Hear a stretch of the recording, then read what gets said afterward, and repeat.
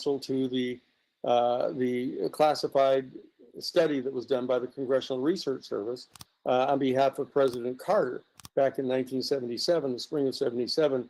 I hadn't, talked much about it, but Stephen knew that I was, and so he asked me to be one of the witnesses, and so I was. So I was not only the general counsel for the entire disclosure project, vetting the people there. I ended up being asked to be one of them, and so I was. But I shared no illusions whatsoever about the fact that the next day the whole world was going to change, or the members of Congress would beat a path to our door. No, but we followed up with that disclosure event and met with a series of congressmen and senators and their staff, person to person, and sort of hand delivered one or more of those individual witnesses to their respective congressperson and senator, so that they were a constituent, and then confronted them with this information, their staffs having been already briefed. And the response was basically uniform. And that is, look, I'm an intelligent person. I know that this is a very serious issue. I know that these UFOs are real. It's not swamp gas or, reflections of some lighthouse beam off the water, that these are real. But, you can't talk about this. It would end my political career.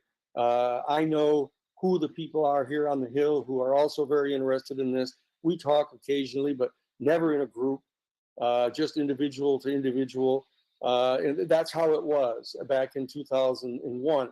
So there was not going to be any realistic collective response on the part of the Congress or the media, for that matter. So I realized that. And then we'll eventually discuss at one point here during the rest of our conversation today, is the situation today on the brink of a major official report that has to be filed by the Office of Naval Intelligence Task Force, the Task Force on Unidentified Aerial Phenomenon, which the Defense Department insists upon referring to them as now, is due in the middle of June. And so there's another kind of flurry of activity going on around now, people anticipating some additional watershed moment. But the three major watershed moments, I think, were the Disclosure Project back in 2001. There was the other event, Stephen, that you hosted and put together in 2013, the citizens hearing on unidentified flying objects and extraterrestrial intelligence. And you had former, now retired members of the House of Representatives and the Senate there on a panel asking questions and having the presentations made to them. And then there was the 2017, December, front page articles in the New York Times, in the videotapes released, the gun camera footage that we'll talk a lot about here today. That was the sort of third major event. The actual fourth major event was last October or December of 2020, when the present director of the new Office of Naval Intelligence Task Force on this made a closed-door presentation to the Senate Intelligence Committee and the U.S. Senate Armed Services Committee, and told them in closed-door session that a significant number of the people on his staff believed that not only that these UFOs were real, but they believed that they were off-world vehicles, was the term that they used. Wow. And so that was an event in and of itself, that closed-door set of hearings. But the next one coming up is the one in the mid-June, when the official report is put in, that Senator Rubio, Mark Rubio, who is the ranking member on the Senate Intelligence Committee, he was the acting chairman of the committee back in 2020 before the election. And the bottom line is that they've demanded that this official report be filed. I don't think anybody should get overexcited about what it is that task force is going to be willing to say, in light of the fact that they have every reason to believe that some significant portions of it will, in fact, find their way into the public. And certainly the members of the Senate Intelligence Committee and Armed Services Committee are going to be, pretending that, they can't possibly talk about this. They've got to be extraordinarily careful. And they're going to flog this threat motif, pretending that the reason it's being presented to the Armed Services Committee and the Intelligence Committee is because this phenomenon is perceived by most of the people in the military and in the intelligence community as being a looming threat to the country and to the planet, which is utter bullshit, because that isn't what they think. The reality is that the overwhelming majority of them have never been briefed into the program at all.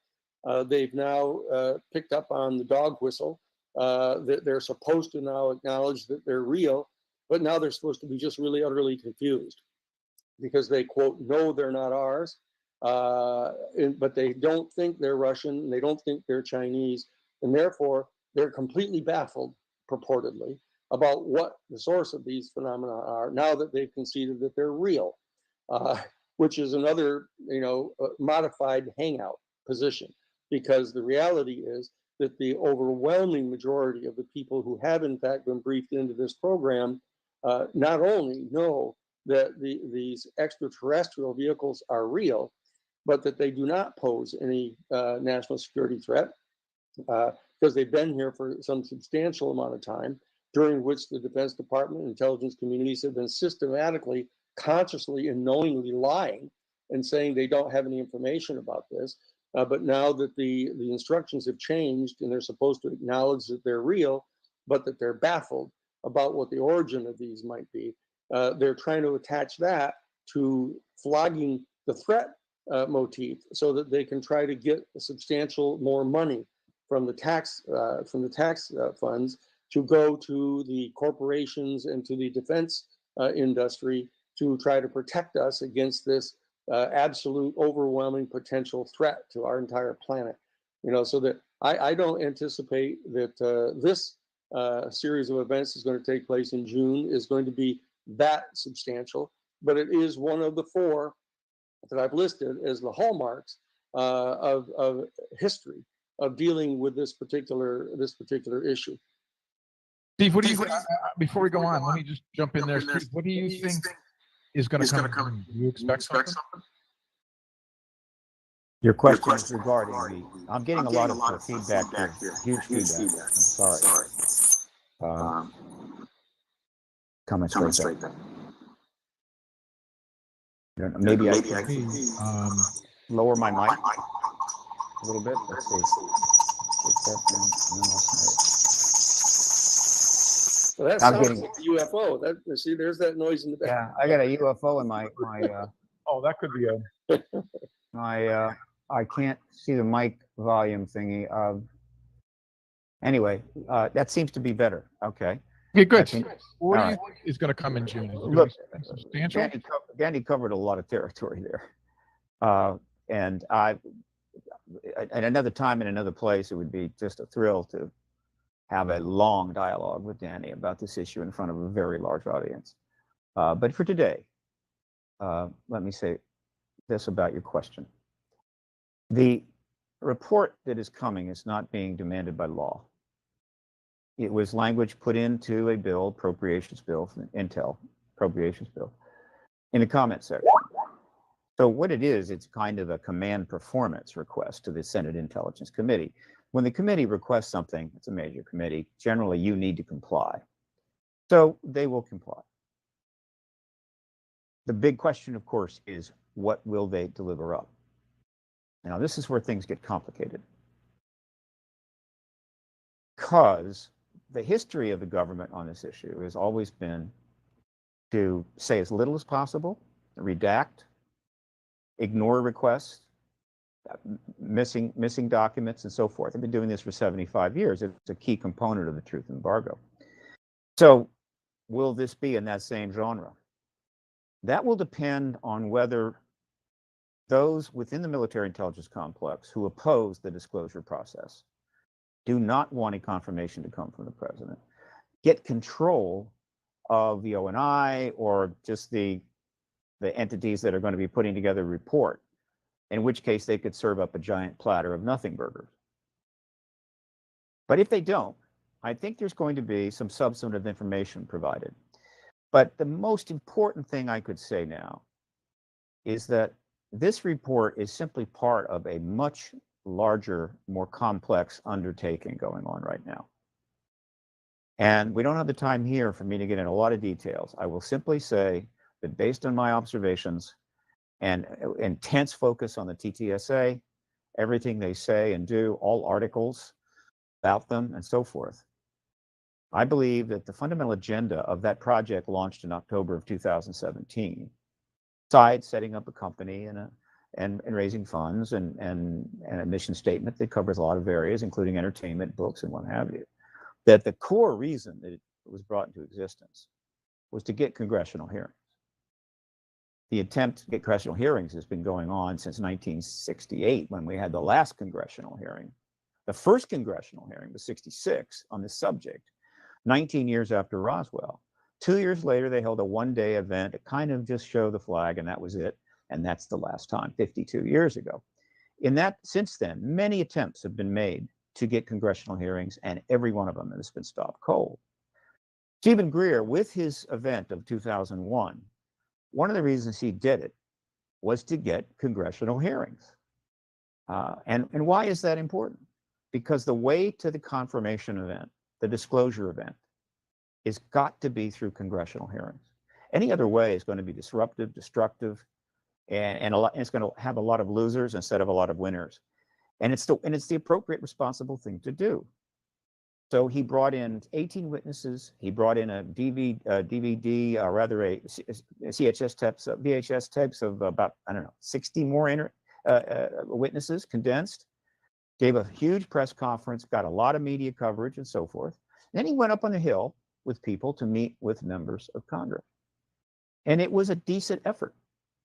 I can tell you a little story that most people don't know, is that I was standing off to the left with a colleague of mine by the name of Keith Morgan, watching it all take place. And Keith I think he still works for Nightline, or he works for ABC News, but he was a longtime Nightline technical staffer and a really a close friend of Ted Koppel. And he's big on this issue, and he had done some of the things of his own and so forth. So Keith is on our side.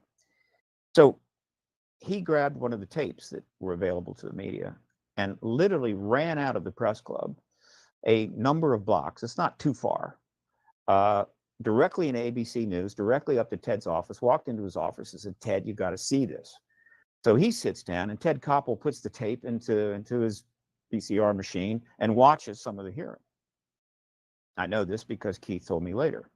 But what happened next is that after the event, after people are back at the hotel and some party going on, a phone call comes in from Keith. He then tells me, he said, "Steve, ABC News would like the names of 4, 5, 6 witnesses that they could focus on to interview." Well, that's what we wanted. I mean, that was the idea, to try to get the press more involved, educate the people.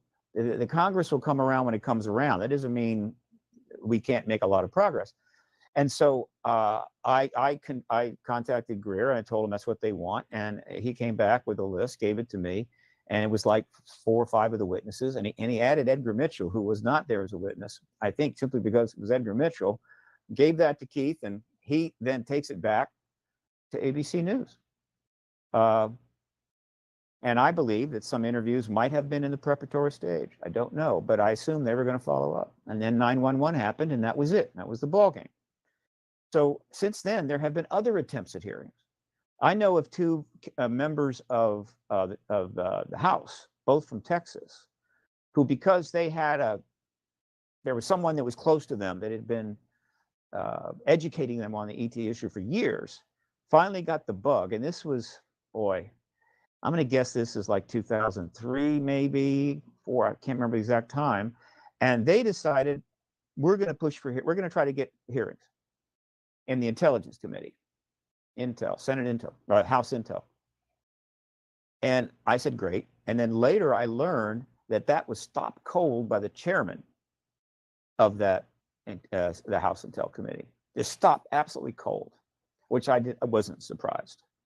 But here's the punchline.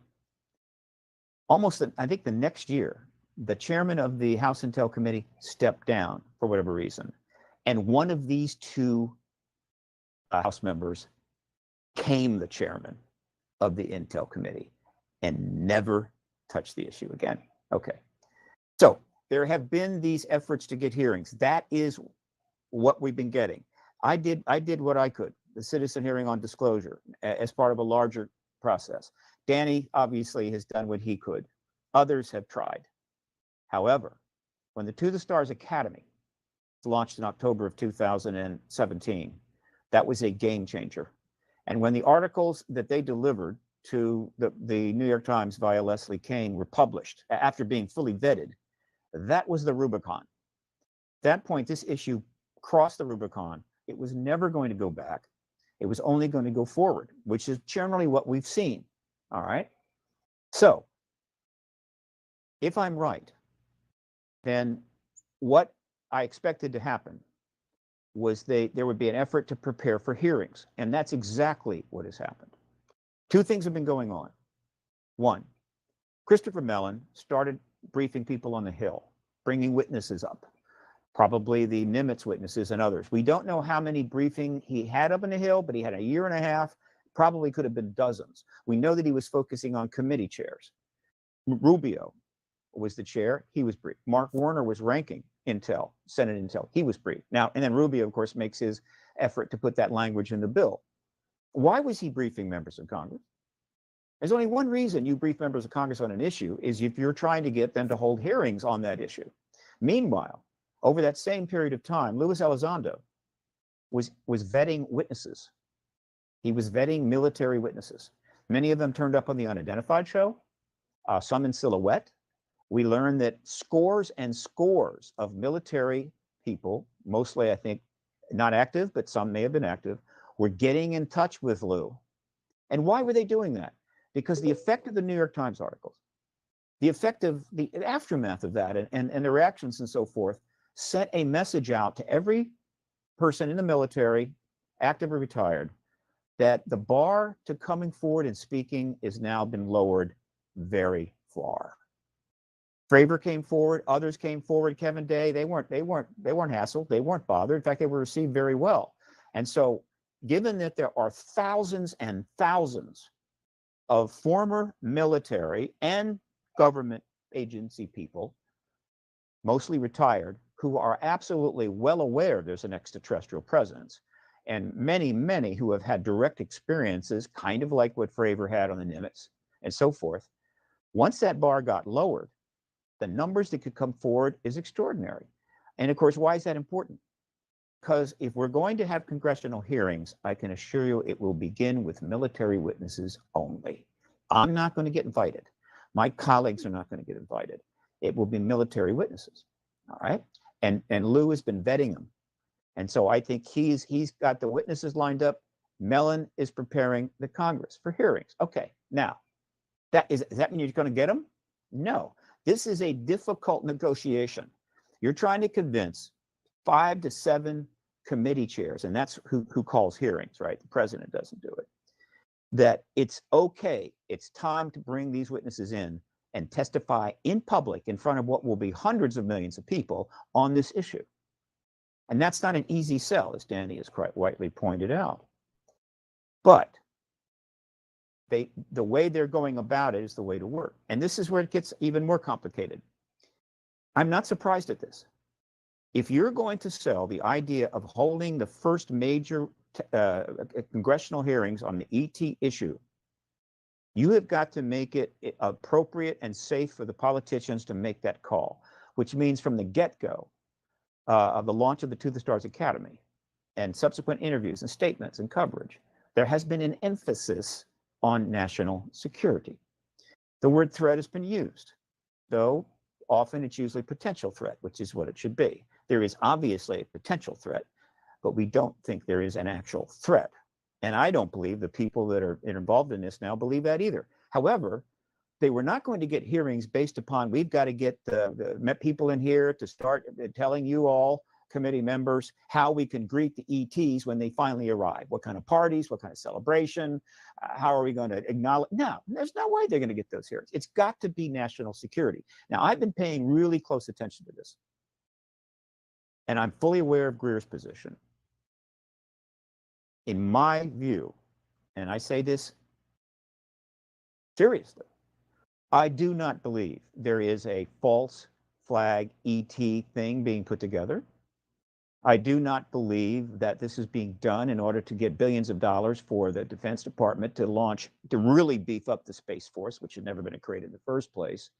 Though they'll take the money and it could grow on its own, but I don't believe that is the case. I do not believe that Elizondo and Mellon are fundamentally believe, and I have evidence of this, by the way, I'm not just pulling this out of the air, believe that this whole thing is about finally getting the United States and the rest of the world to have an anti-alien defense force. No, this is the way they have to go.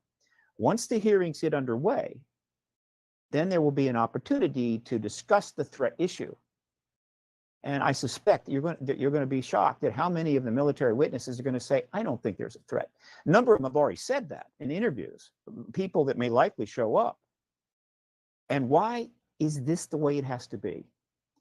Because you have a number of weeks of these hearings, all the appropriate committees. You have military witnesses testifying. Hundreds of millions of people are watching this evidence mount up before them. And therefore, the Congress is doing its job, the Defense Department is doing its job, and the media is covering it, okay? The people are seeing it, it's transparent. And therefore, at some point, the president can say to the American people, look, I've been watching this testimony like you for the last 2 weeks, and it is compelling. I've then discussed this testimony with my top aides, congressional leaders, as well as top people at the Pentagon. And we have jointly concluded that this evidence confirms this phenomenon is not only real, but it is not from this planet. And therefore, we are being engaged. This statement is exactly how disclosure needs to take place. President is basically not just coming out one day and saying, oh, yeah, I meant to tell you, there's extraterrestrials here. We'll get back to you in a couple of weeks. No. It needs to happen in a responsible way with people participating. It needs to make winners out of everybody. And of course, the president's in an ideal position because the people can't say, well, why didn't you tell us before? What did you know? And all that. Look, I watched the testimony. I've seen evidence that I didn't even know existed. And so now I can acknowledge this to you. That is what is going down. Mellon and Elizondo are the ones that are primarily putting this together, which is exactly why 3 to 4 weeks ago, Mellon and Elizondo and Steve Justice, who is a very key player here, but he stayed in the background, stepped out of the TTSA. A lot of rumors went around. Oh, they were fired. They quit. They hate it. Whatever. TTSA is falling apart. None of that was true. They stepped out of the TTSA because it was necessary, because the final negotiations is what it takes, the actual nuts and bolts negotiations, to put the hearings together can't be between committee chairs and a public benefit corporation, right? Such as the TTSA with multiple mission statements and an entertainment division. No, it needs to be between the Congress and individuals such as Elizondo and Mellon, and possibly Justice if he gets involved, acting independently, but as experienced people with high rank and station. That's the way it has to be done. So they stepped out. That was the final tip off to me that that's exactly where we're going.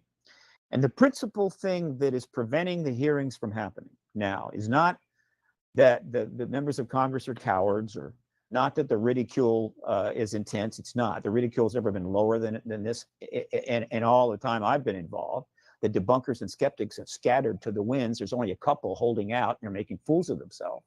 No, we're in a totally different place. We're in the last weeks and months of the truth embargo. So then what's preventing it? Pandemic. Pandemic and the recent political chaos of unprecedented levels has kind of made it a little bit difficult to finally put this package together. And who could argue with that? And so since the political situation is starting to settle down towards normalcy, that leaves the pandemic. And the pandemic could not be a problem now, but it was handled in rather a poor way, and there are new developments. And so the two major issues now are in terms of when those hearings could be put together, and they have to be live. They're not going to be Zoom. They have to be in person. It has to be safe. Is the vaccine schedule? How fast are people being vaccinated? We're up to 100. We're up to 1/3 of the American people. It's about 115 million, and that's accelerating. That's very good. And then the variants. The variance is a major problem. We might have gotten past that. Unfortunately, not only did the developed nations handle the pandemic poorly, but the poor nations, the ones with 1 billion people, particularly India, and lots of poor people like Brazil, handled it far, far worse. They have now become virtually catastrophes. What was going to happen in India and Brazil is going to be beyond anything you want to talk about at dinner. I can assure you it is going to be awful. And why is that bad? It's bad because a huge number of Indians and Brazilians are going to die, but because the sustained massive infections and reinfections and multiplication of the virus increases the odds of a bad variant. And so until we get more on that, we're going to have to lock down a lot longer. We're going to have to be careful a lot longer. A lot of Americans don't get this. They think it's time to party. And I'm telling you, it's a big mistake, because a variant could come out of India tomorrow and hit the shores of this country with a 15 to 20% mortality rate. And God knows when we'll get past this. But there's nothing we can do about that. So you've got the variant situation, which you're following closely. And of course, you've got the inoculation. As far as I'm concerned, once the situation is right, those hearings are going to start. So that's how close we are. And that's why it's the way it is. This is my view. Not everybody agrees with this, right? Yes, But Danny, I stand by it. Take on what Steve said there, Danny.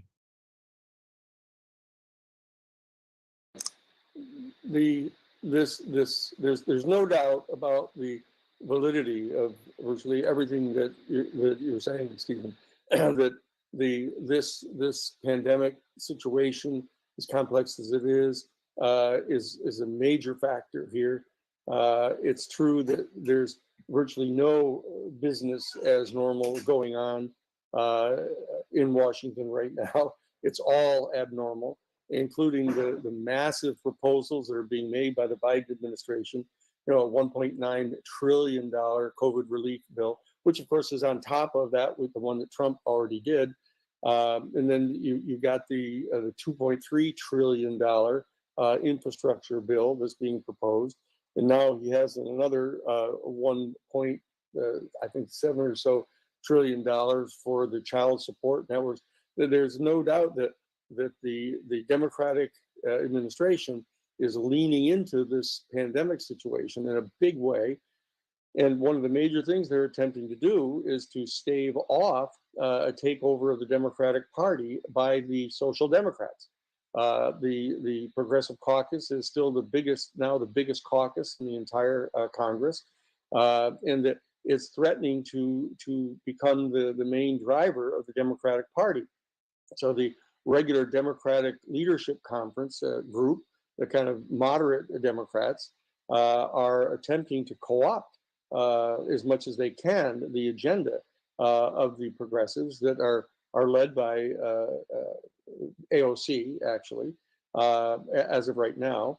But Feingold may run in Wisconsin against Ron Johnson has quit in Wisconsin, and if Ron Feingold runs again, Russ Feingold, if he runs, he'll probably win. If he's decided to do that, he's heading up the American Constitution Society right now that Larry Tribe started. But the bottom line is that there's a major shift in political power going on right now. Not only has the extreme right wing, not just Trumpies, but extreme right wing elements in the Republican Party risen to the ascendancy to dominate the agenda of the Republican Party, leaving the regular moderates or conservatives, let's say, in the Republican Party kind of at sea right now. But a similar thing was threatening to happen in the Democratic Party, that the moderates that make up a lot of the leadership of the Democratic Party are so intimidated by the rise of the progressives because of the changing demographics of more and more Hispanic people of color more and more immigrants are coming in. The younger people are becoming more mobilized now to vote a lot more. The women are becoming much more aggressive and active.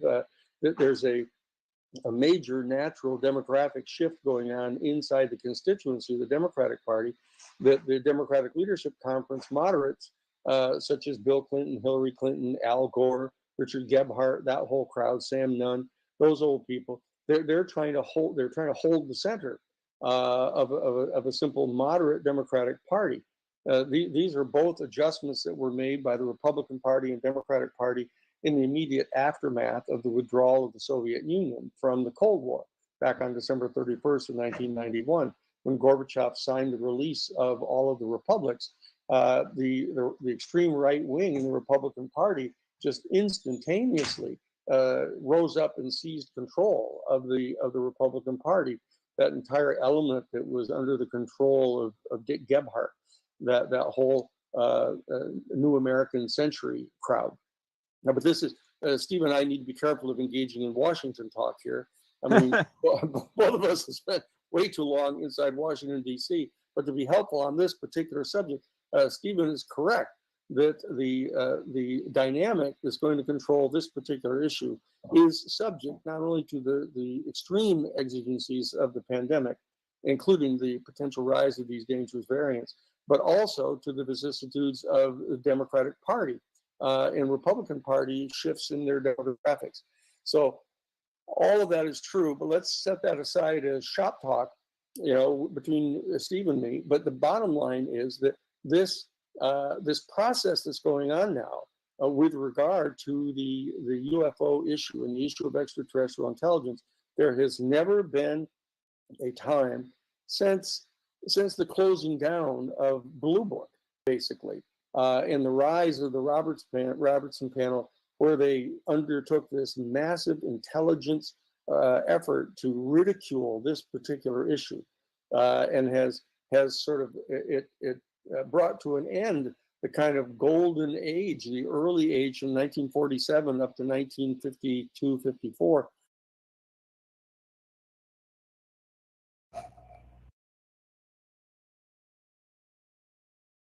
Can't hear him.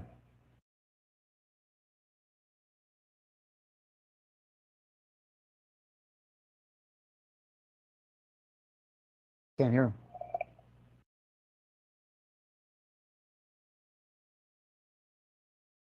I can't hear you, Danny. Steve, you want to? I see what happened.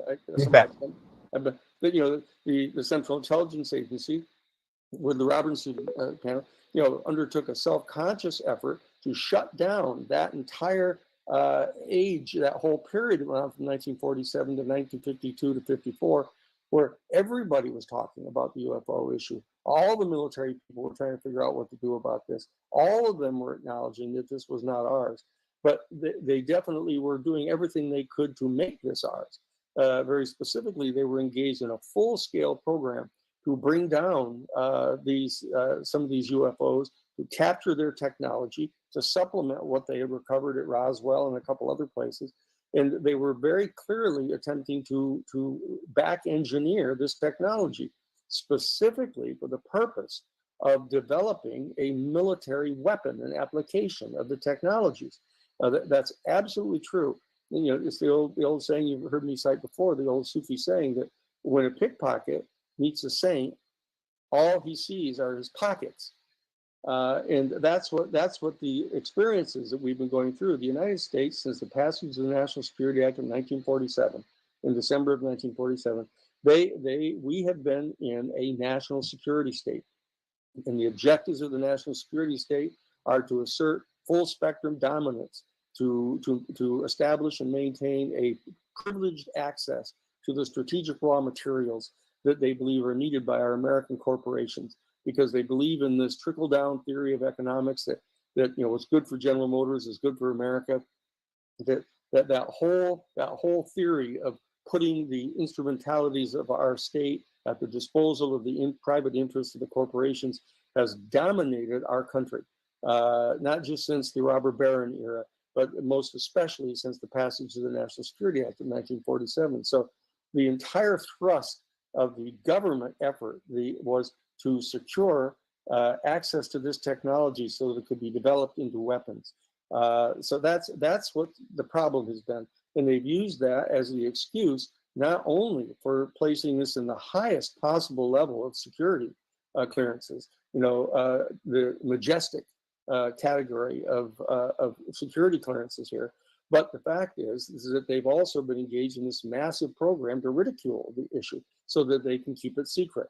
Now, there's a major debate going on at the present time, and has been going for some time, as to how successful the national security state apparatus, working with major corporations such as Lockheed Martin and the skunk works out at S4 at Area 51, how successful they have been in actually back engineering this and figuring out how to operate these vehicles, because it's perfectly clear that there is some clear relationship between the operational systems of these vehicles and consciousness. That, for example, one of the technologies that Colonel Philip Corso talks about having been put in charge of after the Roswell crash was not only fiber optics and the night vision and the silicon chips that were recovered, but very especially this helmet that was a helmet that was apparently worn by the pilot of the vehicle that controlled the vehicle through telepathy. And that's why the To the Stars Academy has people not just like Hal Puthoff, but they have others who are expert on issues of psychology and consciousness and stuff like that, and metaphysics of that nature. So that this is an extraordinarily important issue. But most importantly, they have not, at least prior to the December 2017 release of these videos through the To the Stars Academy, and they need to be given that credit. But the bottom line is that Stephen is correct. That has been a major game changer of the various events that I've listed as the four major historical events. That was clearly the major one. The agreement on the part of the New York Times to publish on the front page of their newspaper, the newspaper of record of our country, the acknowledgement on the part of the Defense Department that the UFOs are real and need to be seriously considered was an extraordinarily important step. Now they're betting on being able to keep this information constrained to the dialogue about the threat. And Stephen is correct again that this is a tactical decision on their part, at least the newest generation of the military, that they have made the decision that the only way to do this in what in their mind is a responsible way is to approach it from the military security perspective, so that they can assuage any kind of concerns on the part of people that somehow this extraterrestrial civilization is going to be a threat that has not been taken into account by our governing forces. Now, so I'm saying that this event is going to take place in June. The passing up of this report is not going to be what it could be. Well, it's only going to be what it could be, as Stephen has pointed out. It has to navigate through not only the political vicissitudes between the Republican and Democratic Party, but it has to navigate between the internal vicissitudes in both parties, the struggle on the part of the ultra-right to seize and maintain control of the Republican Party, the effort on the part of the Social Democrats to gain control over the moderate Democratic Party right now. But it also has to navigate all of these other issues about the response that the vast majority of American people and people around the world are going to have when they actually have to shift from, yeah, this is likely, I think it's true, the probabilities are really high that it's going to be there, and then they're going to say, and in fact, I think some of the evidence of the actual contacts that people have had with these beings is pretty credible, but to shift all the way to this is true, and an extraterrestrial civilization is visiting our planet, and they have technology that is so vastly superior to all of ours that there's no chance that we could keep them from coming here as they choose to. That is something that these people in positions of authority are convinced that they have to feather in to the people, not only of our country, but of the world. And that's the process they're engaged in. I have no doubt at all that they're engaged in that process. Stephen has commented that I think you said, Stephen, that you believe that is the responsible way to go about this.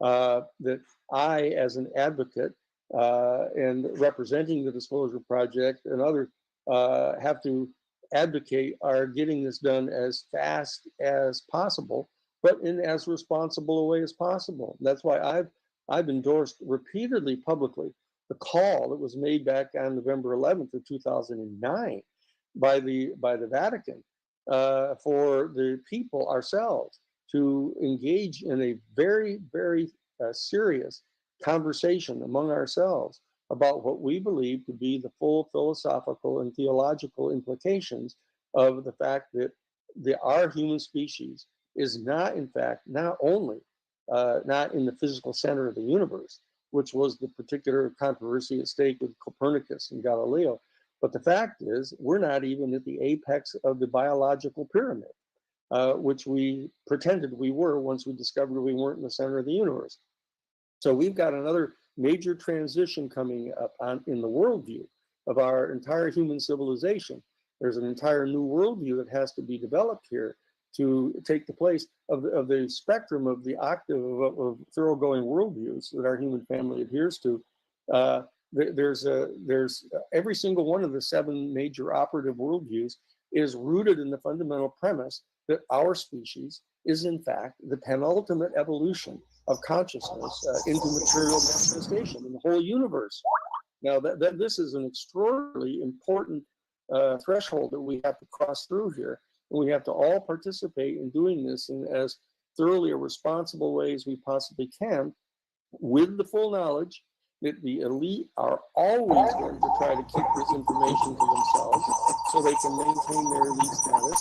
And also we have to keep in mind that there is in fact not an insignificant element of our human family which in fact would in fact react irresponsibly in the face of this. And so that this is an extraordinarily sophisticated process that's underway right now. And I'm just privileged, as Stephen, I know you are too, and as Jordan Peace and Christy and all and Mo and all the rest of the folks here that are working here together for the new paradigm, the architects of the new paradigm. This is what we are engaged in. We are all collectively the architects of the new paradigm that needs to be elucidated here. And so I'm delighted and privileged to be here.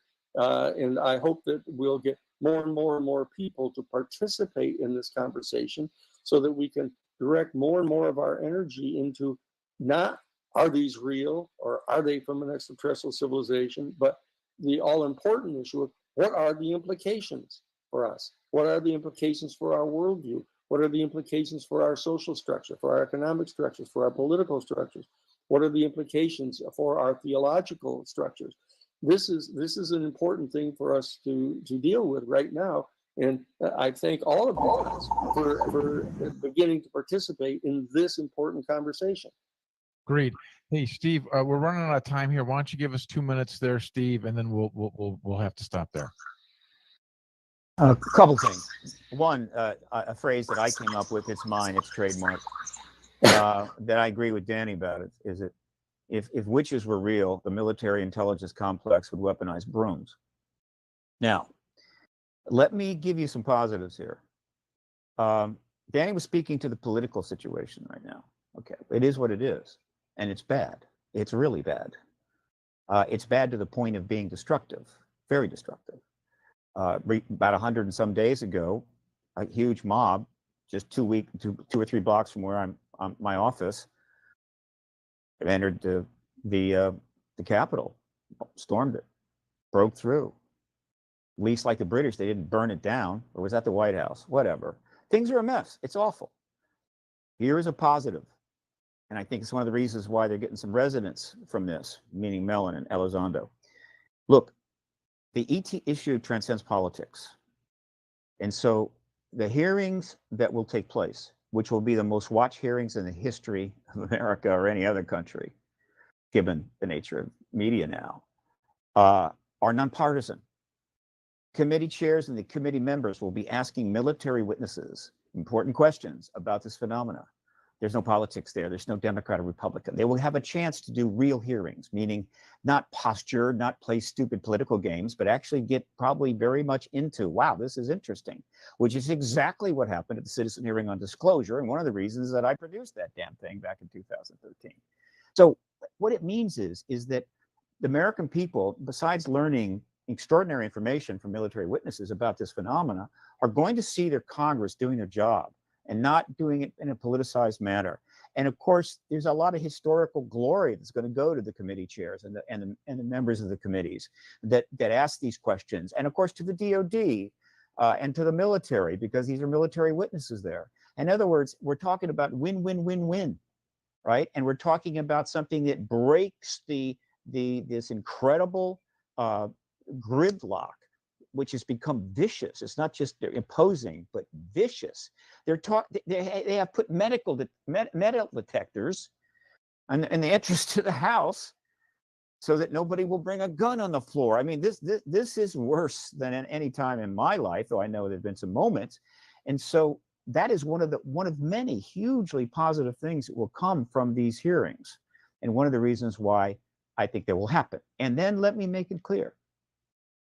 They're not going to get into contact. They're not going to get into a lot of the interesting aspects of this field. They're going to focus on national security issue, military witnesses about very hard evidence that, like the Nimitz and many other cases, so that they can then confirm the ET presence, and we can get out of the pre-disclosure world, end this lie, which has got everybody crazy, and then engage the issue appropriately in the post-disclosure world.